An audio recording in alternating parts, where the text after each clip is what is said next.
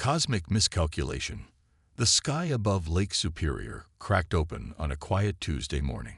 Fishing boats scattered as a shimmering disk descended through layers of atmosphere, trailing wisps of iridescent energy that reflected off the water's surface.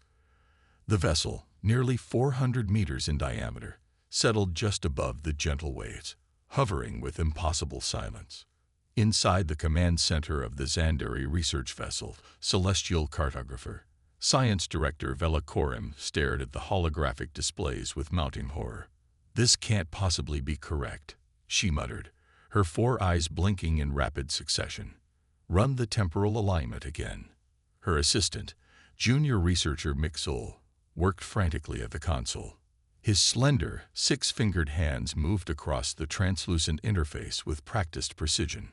"I've run it 3 times, Director. The spatial coordinates align perfectly with Earth, but the temporal coordinates are." He paused, rechecking his calculations.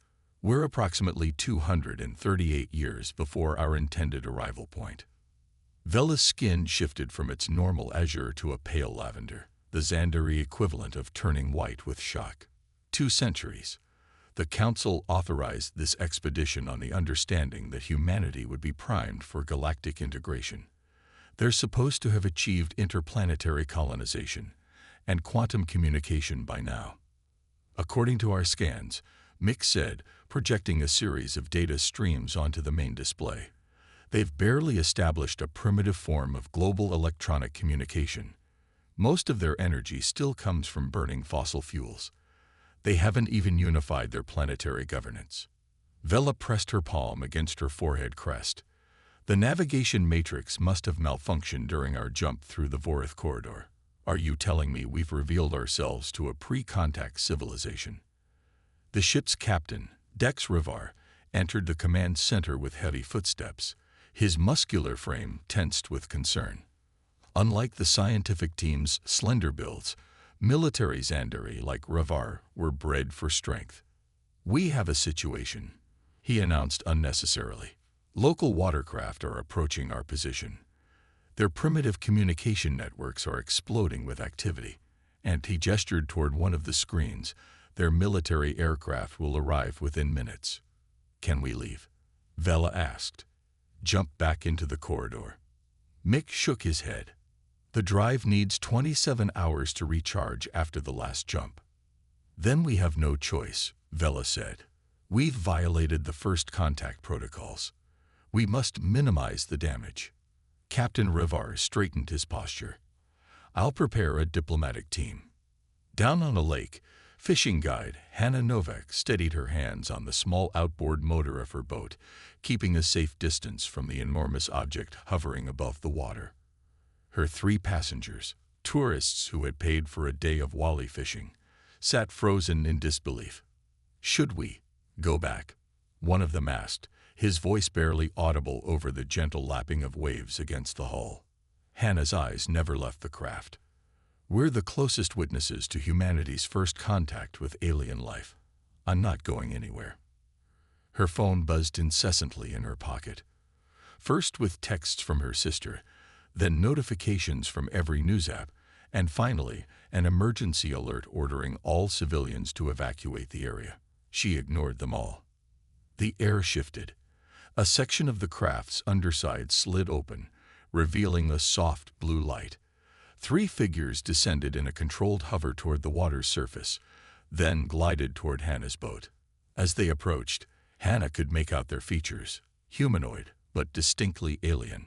Tall, slender bodies covered in what appeared to be form-fitting uniforms, blue skin in varying shades, 4 eyes set in elongated faces. Their movements were fluid, almost graceful. "I must be dreaming," whispered one of her passengers. "If you are, we're having the same dream," Hannah replied, standing slowly in her boat. The 3 aliens stopped a few meters from her vessel.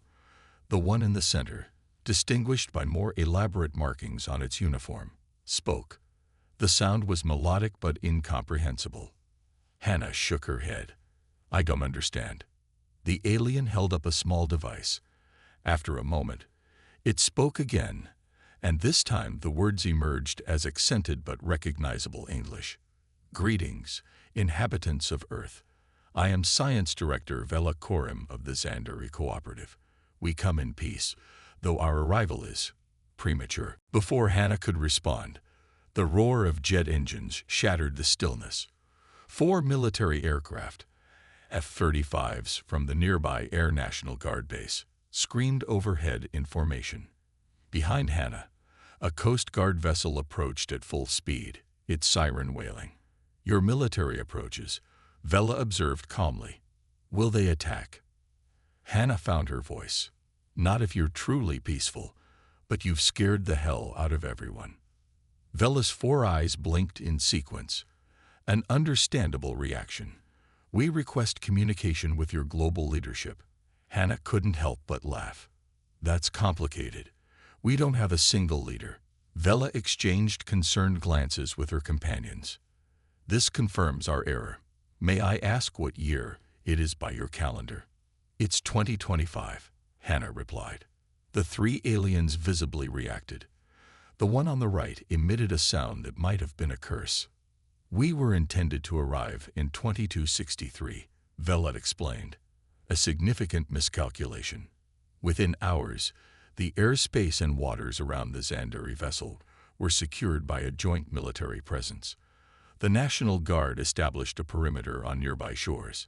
News helicopters circled at a distance, capturing footage that dominated global broadcasts. Social media erupted with theories, panic, and memes. In a hastily established command center on shore, Dr. Marcus Chen, the government's leading xenobiologist, found himself in the improbable. "Director, we have another problem," he whispered. "Our long-range sensors have detected unusual energy signatures in the outer solar system. Something or someone may have followed us through the corridor." Vela's eyes widened. "The Vrox. Here. Uncertain, but possible. If they tracked our jump signature, then we've led them to an unprotected world," Vela finished grimly. "We need to accelerate our drives recharge and prepare defensive systems." Back in the meeting, the U.S. President was addressing Vela. "While we respect your position on technology sharing, your presence alone has irreversibly changed our world. We propose establishing a limited cultural exchange until your vessel can depart." Vela nodded absently, her mind on Revar's warning. "We agree to limited exchange, but we must also prepare you for a potential complication. Our arrival may have attracted attention." "What kind of attention?" General Hernandez asked sharply. "Possibly hostile," Vela admitted. "Not all spacefaring species share our commitment to peace." A heavy silence fell over the room as the implications sank in. Humanity's first contact was rapidly evolving from a diplomatic challenge into something potentially far more dangerous. Hannah Novak, watching from the back of the tent where she'd been invited as the first contact witness, felt a chill that had nothing to do with the night air coming off Lake Superior. Whatever came next, the world she had known was already gone. Unexpected allies. 3 days after the arrival of the Zandari vessel, the temporary settlement along Lake Superior's shore had grown into an impromptu diplomatic compound. Military installations surrounded a cluster of prefabricated buildings housing scientists, diplomats, and intelligence personnel from 24 nations. Above them, the massive disk of the celestial cartographer hovered silently, a constant reminder of humanity's new reality. Inside the main conference facility, Hannah Novak found herself in an unexpected role. Because of her calm handling of first contact, the Zandari had requested her presence during cultural briefings. Her straightforward nature seemed to resonate with them. "Your species shows remarkable adaptability," Vela told her as they reviewed human historical records. "Most civilizations experience severe societal fracturing upon discovering they're not alone in the universe." Hannah shrugged. "We've had decades of science fiction preparing us, and honestly, people are too busy arguing about what your arrival means to have existential crises." Vela's skin rippled with what Hannah had learned was amusement. "Your entertainment media is surprisingly accurate in some aspects of interstellar relations, less so in others." Which parts did we get wrong? Hannah asked. You consistently underestimate the biological diversity of intelligent life and overestimate the likelihood of interspecies, romantic compatibility. Hannah laughed. I'll be sure to tell Hollywood. Their conversation was interrupted when Captain Revar entered, his normally composed features tense. Director, we need you on the ship immediately. In the cartographer's command center, Vela stared at the sensor readings with growing dread. How many vessels? 3, Mick reported. Definitely Vrock's signatures. They've decelerated at the heliopause and are moving inward through your solar system. Estimated arrival: 16 hours. Have they detected us? Vela asked. Almost certainly. They're following our jump signature. Captain Revar's expression darkened. We cannot face 3 Vrock's warships with a research vessel. We need to inform the humans, Vela decided. They deserve to know what's coming.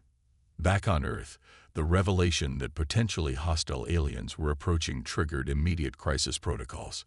World leaders convened emergency sessions.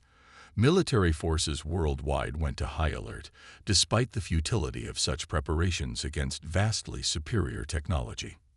In the main conference room, Vela briefed a grim assembly of military and political leaders, with Hannah present as her unofficial liaison. The Vrock's Imperium is a militant, expansionist civilization, Vela explained. They believe that technological strength confers the right to dominate. We've been in a cold war with them for centuries. And you led them right to us, General Hernandez stated flatly. Unintentionally, Vela acknowledged. Our jump created a detectable spatial distortion they could follow. What do they want? The Russian president demanded. Resources, conquest, our research, particularly on emerging civilizations like yours. Vela's 4 eyes blinked in sequence. A sign of distress. We can't match their firepower, but the cartographer has advanced defensive capabilities. We can extend to your immediate vicinity.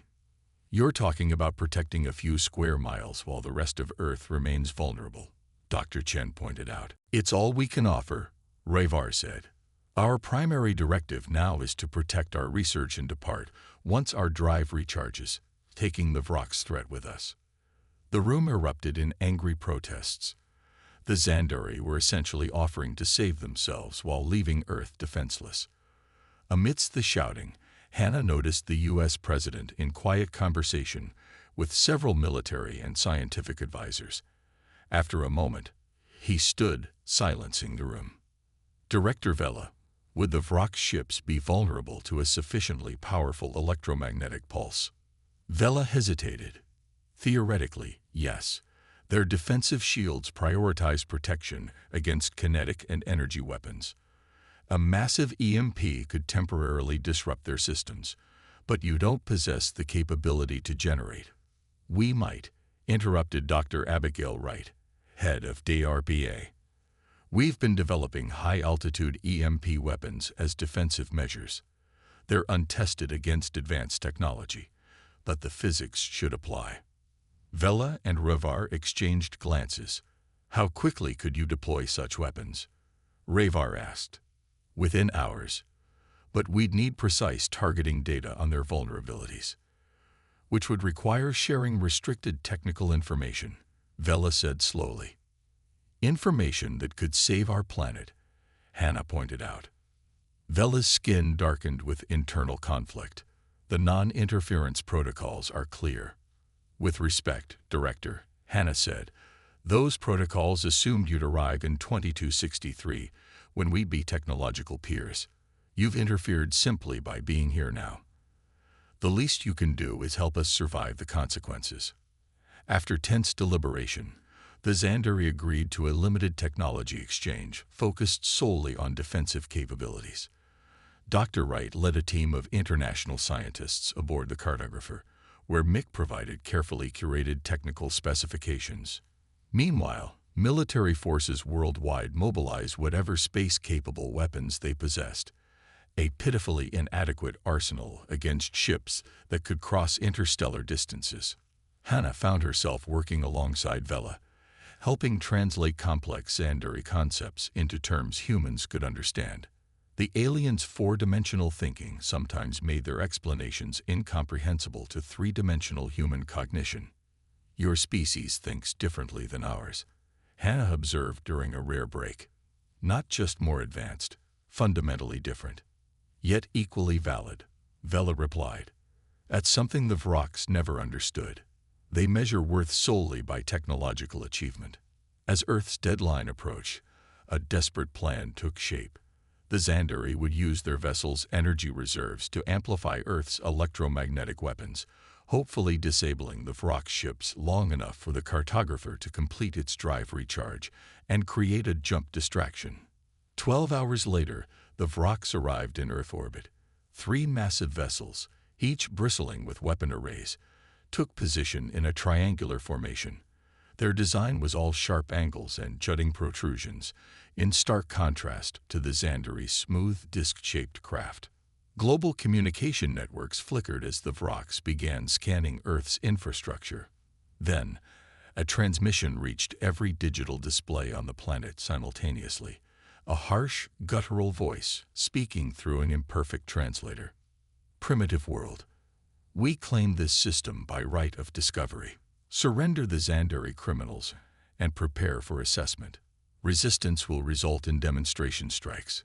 To emphasize their point, one Vrok ship fired a precision energy beam that vaporized an uninhabited island in the Pacific Ocean. The display of power sent shockwaves through Earth's leadership. "We're ready," Dr. Wright announced, monitoring systems that linked Earth's EMP platforms to the Xandari vessel. "But we'll only get one shot before they adapt." Captain Rivar, now coordinating defense from the cartographer, gave a solemn nod. "On my mark." The counterattack began with a seemingly suicidal move. The cartographer rose from Lake Superior, broadcasting a defiant message to the Vrok's fleet. As expected, all 3 enemy vessels oriented toward this sudden threat, charging weapons. At precisely that moment, Dr. Wright activated Earth's EMP network. Enhanced by Xandari technology, the electromagnetic pulse expanded in a widening sphere, far more powerful than anything humans had created before. The pulse struck the Vrok ships, causing their energy shields to fluctuate visibly. Systems failed. Weapons powered down. For precious seconds, the mighty warships drifted helplessly. But the victory was short-lived. Backup systems engaged, and the central Vrok's vessel launched a retaliatory strike toward the cartographer. A devastating energy beam sliced through the research vessel's outer hull, causing catastrophic damage. "We're losing containment," Mick shouted over the ship's alarms. "The jump drive is destabilizing." Vela made a split-second decision: reroute all power to the spatial distortion generators. "We can't jump, but we can create a localized field effect. That'll tear the ship apart." Rivar protested. "It might also drag the Vrok ships into a space-time anomaly," Vela countered. "Get as many crew to escape pods as possible." As the cartographer began to break apart, escape pods jettisoned toward Earth. On the ground, Hannah watched in horror as the magnificent vessel that had changed humanity forever began to glow with unnatural light. The distortion field expanded outward, creating visible ripples in the fabric of reality around the ship. Above, the Vrok's vessels attempted to retreat, but 2 were caught in the growing anomaly. Space itself seemed to fold around them, stretching and compressing in impossible ways. With a final surge of energy, the cartographer imploded. The resulting shockwave pulled the trapped Vrok ships into a swirling vortex that collapsed in on itself, leaving nothing but empty space where 3 vessels had been. The 3rd Vrok ship, damaged but operational, immediately jumped away from Earth, fleeing the fate of its companions. In the aftermath, 47 Xandari survivors, including Vela, Rivar, and Mick, found themselves stranded on Earth with no means of returning home. Their sacrifice had saved a planet that wasn't even supposed to know they existed for another 2 centuries. 6 months later, Hannah stood with Vela on the shore of Lake Superior, watching the sunset. The area had been transformed into a joint human-Sandari research facility, carefully controlled to minimize technological leakage while addressing immediate threats. The Council finally responded to our quantum communication, Vela said. A retrieval vessel will arrive in approximately 20 years. Hannah raised an eyebrow. That's quite a wait. It's the earliest they can safely open another corridor without risking further Vrock's attention. Vela's skin rippled with something like resignation. Besides, they're not entirely displeased with the outcome. Your species' response to the crisis has moved you up in their assessment. How so? You were outnumbered, outgunned, facing technology millennia beyond your understanding, Vela explained. Yet you didn't panic or surrender. You innovated. You adapted our knowledge to your capabilities. The Council finds that promising. High praise from a species that can fold space, Hannah said with a smile. Perhaps. Vela turned to face the fading light. But remember, we miscalculated our arrival and nearly brought destruction to your world. You cleaned up our mess with technology cobbled together in hours. Who's really the more impressive species? Hannah considered this as the first stars appeared above them. Somewhere out there, the Vrocks were undoubtedly regrouping. The Sandari Council was recalculating their approach to Earth, and humanity, having glimpsed its place in a larger cosmic community, was changing faster than anyone could have predicted. The universe had just become infinitely more complex and infinitely more interesting.